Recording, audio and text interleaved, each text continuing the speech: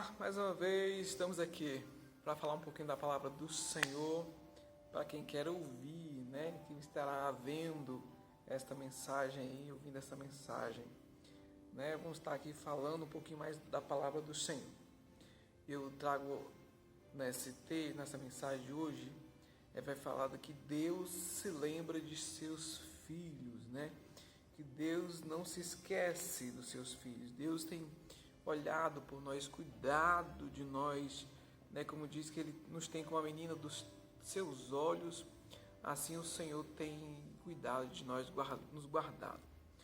Pela palavra do Senhor, a gente vai ler alguns textos da palavra de Deus para não confirmarmos, mas para relembrarmos aquilo que Deus tem feito pelos seus filhos durante a história até chegar em nós. Amém? Eu digo que Deus se lembrou. Primeiro foi Deus se lembrou de Noé, né? Deus se lembra de Noé e o salva. Diz lá em Gênesis capítulo 8, verso 1, diz assim, olha: e lembrou-se Deus de Noé e de todos os seres viventes e de todo o gado que estava com ele na arca, né? Ou seja, quando Deus dá a promessa, fala assim: Noé, entra na arca e salva você e a sua família, porque essa geração que está aí vai ser destruída, né? Vão todas morrer afogadas pelo dilúvio que vai acontecer. Pois bem, Noé entra na arca com sua família, com os animais, com a sua família, vai para a arca, passa lá um tempo das chuvas, até passar, que as chuvas passarem, até as águas secarem. E Gênesis capítulo 8, verso 1 diz que Deus lembrou-se de Noé, né? Lá naquela arca, naquele lugar, no meio daquela mansidão, e fez as águas baixarem, né? Para trazer ali confirmar, né? A salvação do Senhor sobre a vida de Noé e da sua família naquela geração. Muito bem. Ainda Deus se lembrou-se também de Abraão e que ouviu a sua oração, né? Olha a importância da oração daquele que está apegado ou está ligado com Deus, né? Falando com o Senhor. Em Gênesis ainda capítulo 19, verso 27 e 29 diz assim: e Abraão levantou-se aquela manhã de madrugada e foi para aquele lugar onde estivera diante da face do Senhor. E olhou para Sodoma e Gomorra e para toda a terra da campina, e viu que a fumaça da terra subia como a de uma fornalha. E aconteceu que, destruindo Deus as cidades da campina, lembrou-se de Deus de Abraão e tirou Ló do meio da destruição, derrubando aquelas cidades em que Ló habitara. Olha só o resultado da oração de Abraão. Diz que o texto que Deus se lembrou de Abraão em favor do seu familiar, em favor do seu parente, em favor de Ló. Assim Deus também, acredito, que faz conosco, quando nós vamos a Ele em oração, em favor de alguém, né? Para que Deus venha trazendo a salvação, para que Deus venha trazer a libertação, trazendo cura, trazendo novidade de vida. Eu creio que Deus faz isso, porque a sua palavra nos diz, assim como Deus se lembrou de Ló através da oração de Abraão, Ele se lembra de muitas pessoas através da oração daqueles que estão buscando o Senhor. Quantas mães têm orado, né, em favor dos seus filhos, e Deus traz o livramento para os seus filhos, não porque ele estava orando, mas por causa de sua mãe, por causa de seu pai, por causa de alguém que estava orando, intercedendo por ele. O valor da intercessão, né, de buscar a Deus em favor de alguém que esteja realmente precisando do favor de Deus. Aí continua dizendo, olha, que Deus também se lembrou de Raquel e satisfez o desejo do seu coração, o coração de Raquel, né? Em Gênesis capítulo 30, verso 22 e 23 diz assim: e lembrou-se Deus de Raquel, e Deus a ouviu e abriu a sua madre, e ela concebeu e deu à luz um filho, e disse assim ela: tirou-me Deus a minha vergonha. o episódio, né, isso que Raquel, mulher de Jacó, né, não tinha filhos, não é isso? Enquanto Lia, a mulher de Jacó, a primeira mulher de Jacó tinha vários filhos, e Raquel, até aquele momento da sua vida, não tinha nenhum filho. Mas Deus, como diz o texto, se lembrou, né, de Raquel.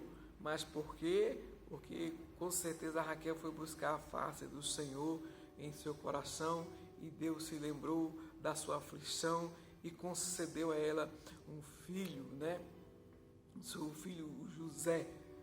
E Deus a abençoou, né? Ou seja, Deus se lembrou de Raquel. Aleluia. Ainda digo que Deus também se lembrou de Ana e lhe concedeu e lhe deu a Samuel. Da mesma forma que Raquel não podia ter filhos, Ana não podia ter filhos também. E tinha uma rixa com a Penina, né? A mulher do seu marido, a primeira mulher do seu marido.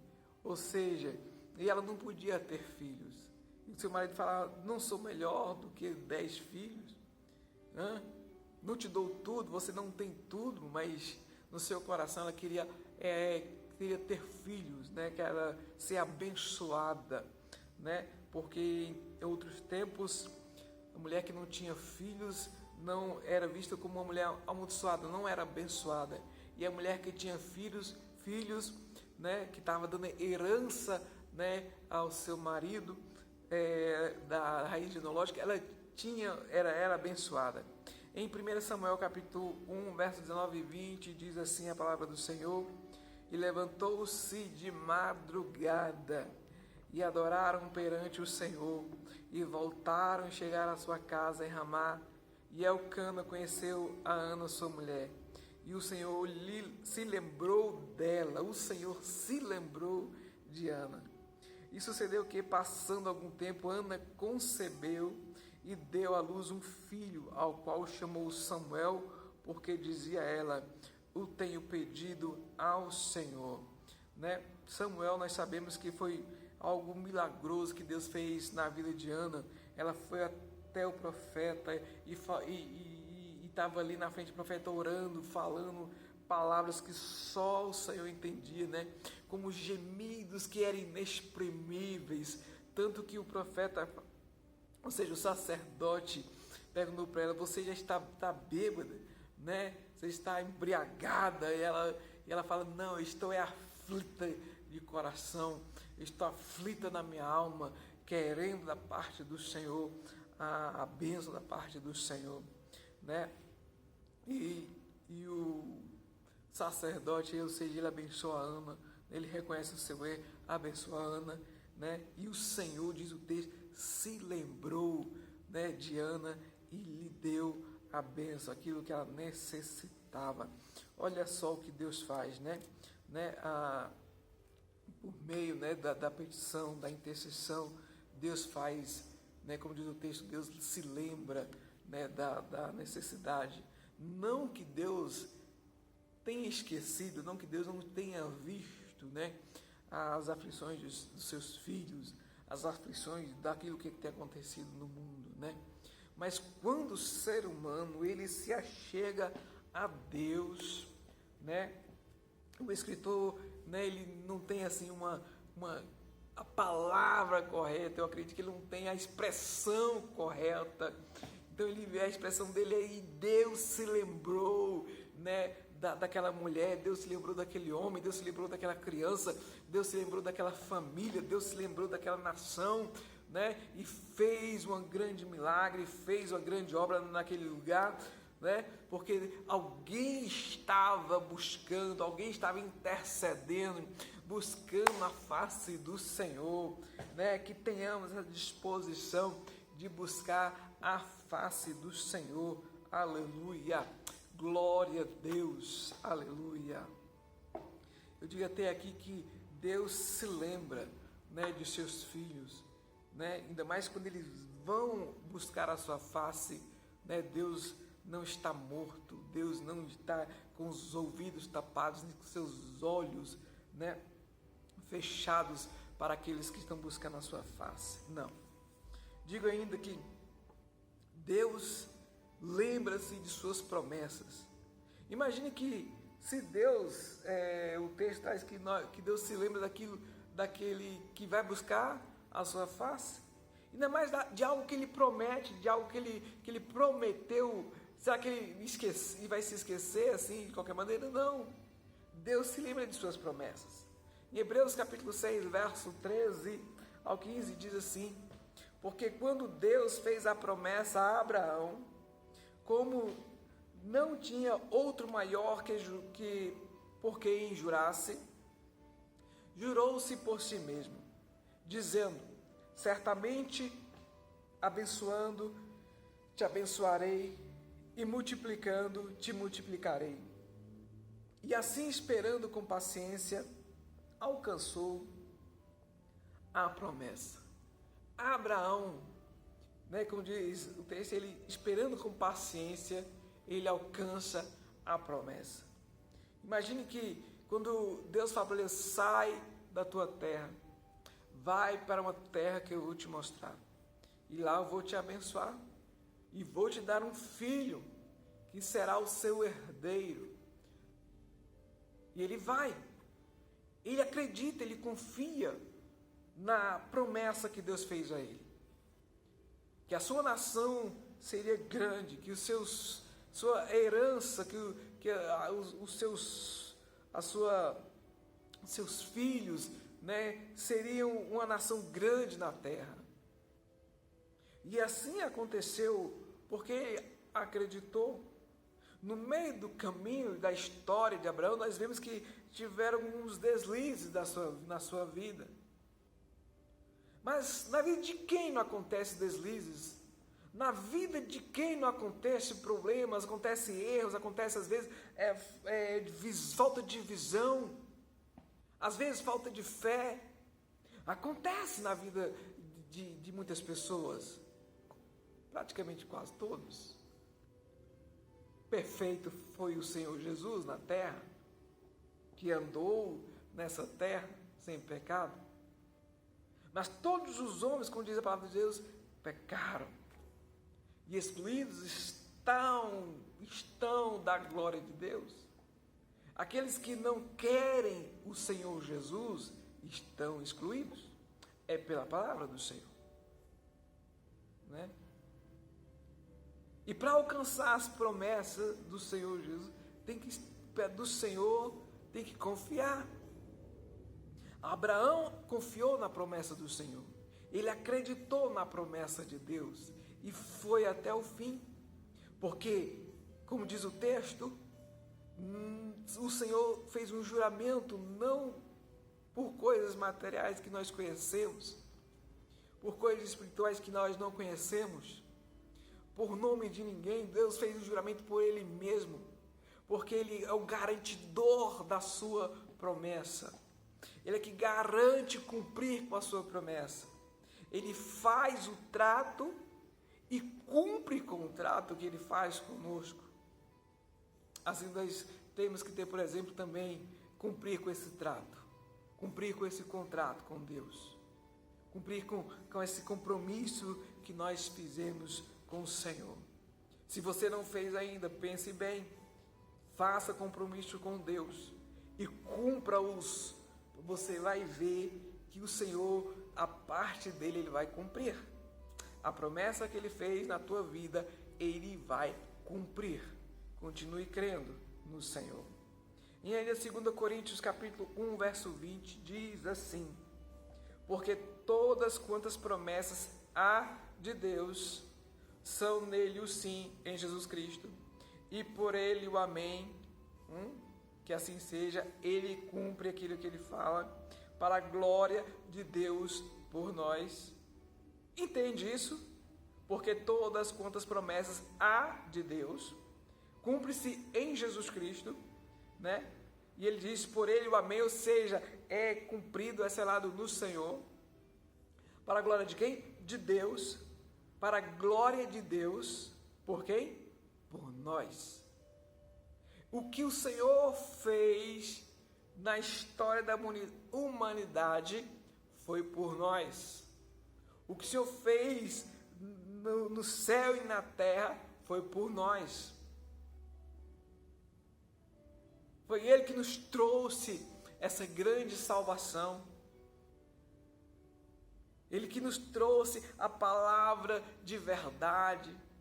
Quando nós ouvimos, quando nós guardamos no coração, entendemos que ela vem radiando em todo o nosso corpo, transformando, a nossa alma, trazendo uma novidade de vida. Quando nós aceitamos isso, oh glória, aleluia.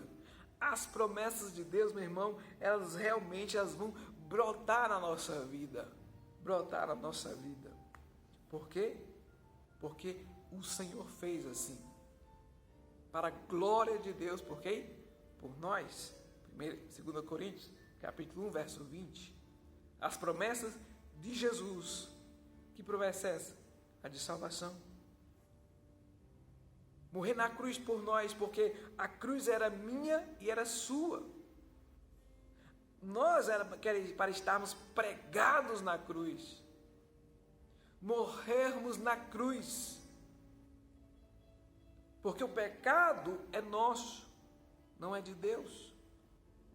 Não era do Senhor Jesus. Mas Ele pagou a nossa dívida naquele local, naquela cruz, para nos trazer a salvação. Promessa do Senhor por nós. Para fecharmos, o Senhor, lembra-te, como diz de mim, em Lucas capítulo 23, verso 42 e 43. Senhor, lembra-te de mim. Senhor, lembra-te de mim. Fala com isso, fala com o Senhor. Senhor, lembra-te de mim. Faz uma reflexão da sua vida. Quando você está falando para Deus, lembra-te de mim, é para você fazer uma reflexão na sua vida. Como você tem andado, que coisas você tem falado, o que os seus olhos têm visto, o que suas mãos têm pegado, que caminhos você tem andado, o que tem passado nos seus pensamentos. Essa reflexão que você deve fazer. Alguém pregado na cruz fez essa reflexão.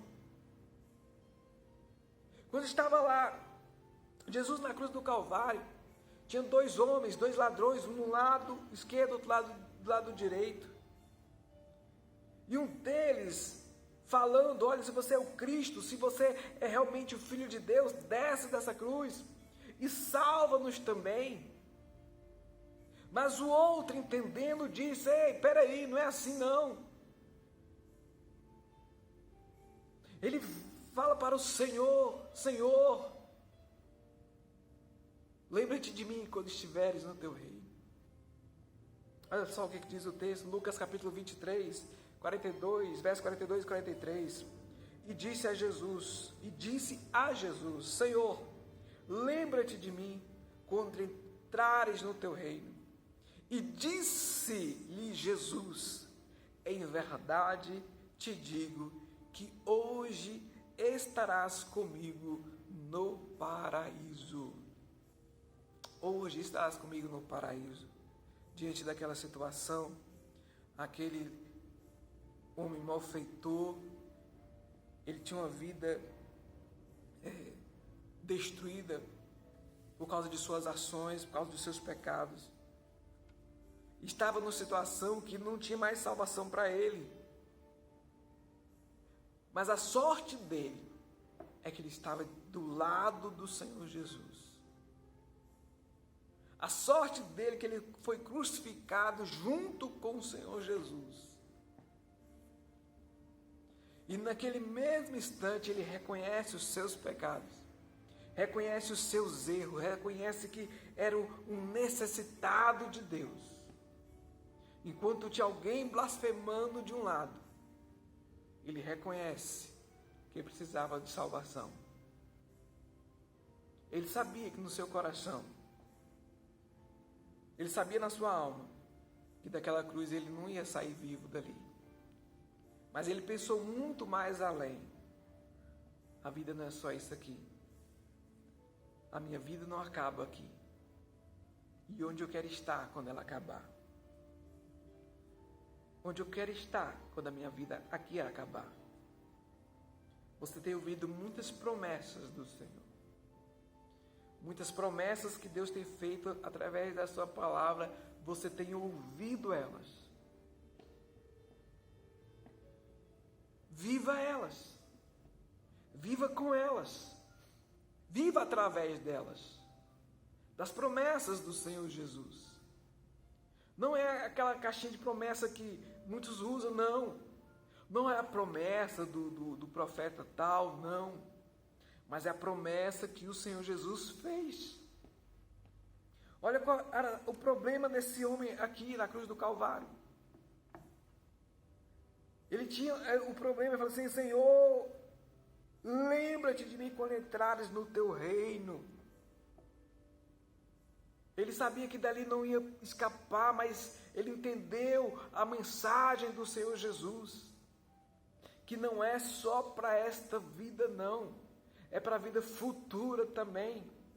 É para quando aquele grande dia que o Senhor Jesus voltar, que vier buscar a sua igreja, ele esteja lá também. E disse-lhe Jesus: em verdade te digo que hoje estarás comigo no paraíso. Ele entendeu a promessa. E você tem entendido essa promessa? Você quer estar no paraíso com o Senhor? Você quer ver a tua família restaurada? O teu casamento restaurado? O teu trabalho restaurado? O teu ministério restaurado? Tome posse das promessas do Senhor Jesus. Como eu falei, viva nas promessas do Senhor Jesus. Onde elas estão? Na palavra do Senhor. Olha o tanto de promessa que o Senhor tem aqui na sua palavra. Tome posse dela. Busque ela dia e noite. Viva por ela. Tome café com ela. Almoce ela e jante as promessas do Senhor. Durma com as promessas do Senhor. Viva uma vida nas promessas do Senhor. E a sua vida vai ser diferente daquilo que o mundo tem projetado. O mundo está projetando, olhe, é estar de um lado da cruz, falando bobagem, acusando, de um lado da cruz, né, sendo já derrotado, sem esperança. Mas aqui não. Aqui até depois que a gente se for, tem promessa na palavra de Deus. Para mim e para a tua vida. Para mim e para a sua vida. Deus te abençoe. Não deixe de ir para a casa do Senhor. Não deixe de viver para o Senhor. É claro, aí eu digo, você tem que viver para a sua família. Tem que viver para o seu trabalho. Tem que viver para muitas coisas nessa terra. Mas o principal que você não pode deixar é de viver para o Senhor. Por isso, não fique em casa, não. Vá para a casa do Senhor. Vá para a casa do Senhor. Adore a Deus, onde você estiver. Mas na casa do Senhor, onde você vai ter um alimento diário. Onde os irmãos vão se juntar em adoração a Deus. Onde a sua fé é cada dia renovada no Senhor. Eu vou trazer um outro dia algo sobre isso. Estar junto. Não é estar sozinho em casa, em qualquer lugar. Isso não é igreja. Igreja é estar junto. Fique com Deus. Deus te abençoe. Deus abençoe a sua família. Deus abençoe o teu trabalho. Deus abençoe a tua casa. Em nome de Jesus. Amém.